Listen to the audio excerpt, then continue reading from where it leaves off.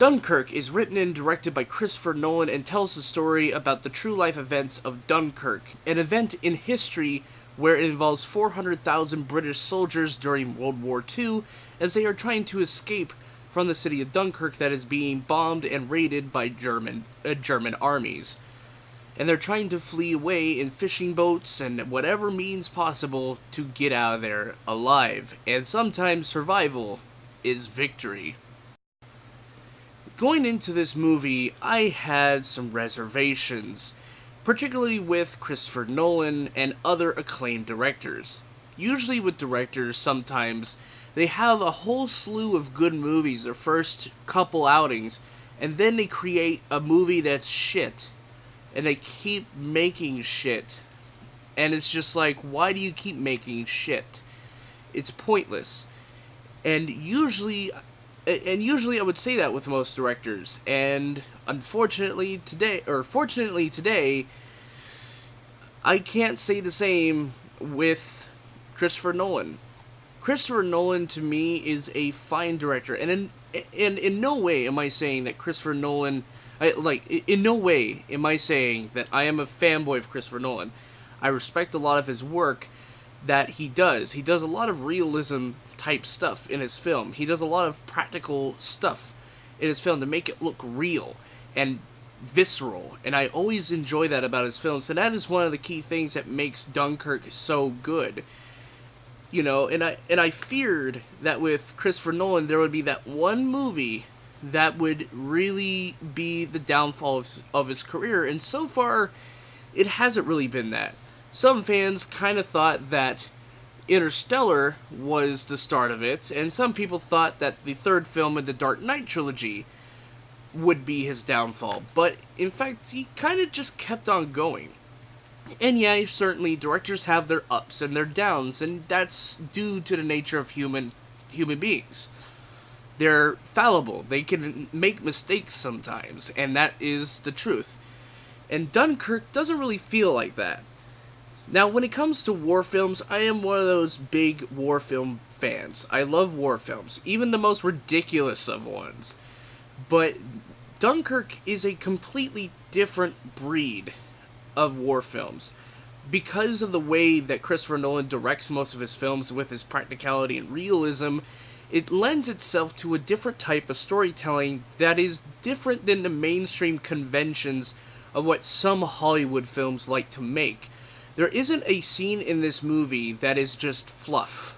That it tells the audience, like, you know, Billy over here, you know, has a girl back in the Bronx, and this guy has a liquor store that he wants to get back to, or something like that. There isn't a scene like that in this movie. And at no point in this movie did I feel bored. And that's due to good pacing. And it's kind of weird how it works. Because this film is split up between 3 different storylines, if you haven't already heard already. There's one storyline that takes place 5 days. It takes place within 5 days of the story.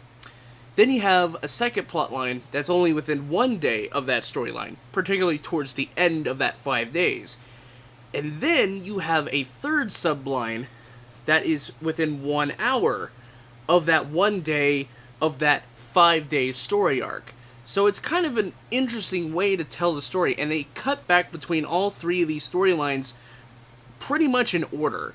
They do the 5-day, 1 day, 1 hour thing, but because of that, it adds a little bit more tension, a little bit more claustrophobia to the situation, and that's how the soldiers kind of feel. They all feel claustrophobic of being stuck in this sort of fish in a barrel type environment where German soldiers can just easily come in with dive bombers and just bomb the shit out of them. And that's another thing, is that they have this brutalism that's added to the film. Granted, there's hardly any blood, but you do see people get blown up. There's no body parts, though. There's nothing like that. But it kind of just reflects how brutal a war can be.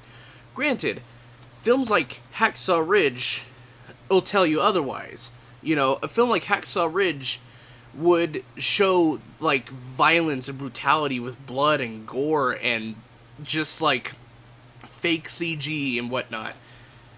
But this one feels brutal without having to show a lot of brutality, like with Mel Gibson's Hacksaw Ridge. In fact, I think Dunkirk kind of blows Hacksaw Ridge out of the water for me as a war film. But because I do have one caveat with this movie, is that because this movie is written in a way that's non-conventional, that's not with the Hollywood standard, people are going to find some troubles here and there with the film. One of them being the character development. You really don't get a lot of character development in this film that is spoken. It's more about how the characters act. You can find out a lot about a person by just how they act, and you could pretty much dismiss whatever they say. Pretty much. In this film, you find out a little bit about each character through the actions that they have. They have certain actions that they do that give a little bit more about what the characters are internally without having to say anything, and that's a little bit in the subtext. Now, that's something that a lot of Hollywood films don't seem to want to do nowadays, is subtext. They think that the audience is dumb, to the point where they'll dumb down the characters and say, "Oh, well, this is how I act. I like to talk this way. I have a girl back home. I have all this. I have all that." Sometimes the best way to tell a character is just by having them do something. Because the best type of people that you could be around, that you want to know more about, are people that actually do stuff. And not be like me and sit in the very back of a room at a party and just be a wallflower. No one wants to be me. They want to be that one guy that just does shit. And that's what the characters do in this movie, is just do shit. They don't have a extreme reason why, other than they have to fight the war. They have to escape the war. They have to do all this stuff. And they don't explicitly talk about it too much. They just do it. And that's something that's new and refreshing from war films, is that you don't get a lot of the exposition scenes. And yes, I know exposition is supposed to be something that is generally part of classical Hollywood, but I think with Christopher Nolan and his take on Dunkirk, I think it works. I think it works to its benefit. Although I do have a couple caveats with this film. Obviously, the character stuff is a bit weak. I do have to say.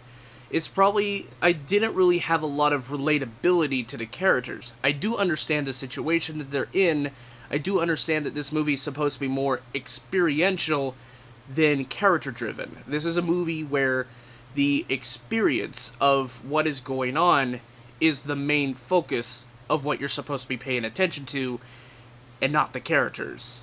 And that's a fine thing to do, but it just kind of throws the characters under the bus of why should the audience truly give a shit? Is there something else at stake? No, it's just life or death. And I guess, simple is always kind of effective, I guess. Another problem I have with the film is in terms of execution. There's certain places in the movie where I think they probably could have expanded just a tiny bit more upon some things. But other than that, this film is pretty good. There's other things that are really cool about this movie as well. The score by Hans Zimmer, once again, perfect. Cinematography, perfect. Sound design, pretty good. Sound editing is mostly good. There's one caveat with that, in which when characters are sometimes speaking, they'll mumble. And it's very hard to listen to. And fortunately enough, my audience last night was quiet. I know, right? The audience is quiet. I go to a movie, and the audience is just silent for once in their goddamn lives. But even with that, I could barely make out what some of the characters was saying, so that's a bit of a problem. Just a tiny bit. Other than that, this movie is pretty good. It's not Nolan's best films, because in my mind, I kind of think The Prestige is one of his best films. I think The Dark Knight is one of his best films. I just think if I were to rank it on the best list, I'd probably put Dunkirk at number 5.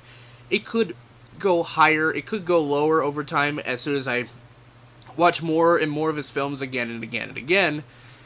But in terms of quality, it's pretty up there. I think it's his best work for cinematography, and it could lend itself to some awards. But other than that, this movie's pretty good. It's an experience film, but it takes a little bit more risks than other Hollywood films try to do with war. So, in my mind, I'm going to give Dunkirk an A. Thank you guys so much for watching my review for Dunkirk, and stay tuned later as I am going to be reviewing Valerian and a City of 1,000 Planets. And I hope that movie is pretty good, because all it is to me is just beautiful, I guess, from the trailers. So I hope it's good. I hope it is. So, until next time, dear viewers, I'll see you in the next video. Peace.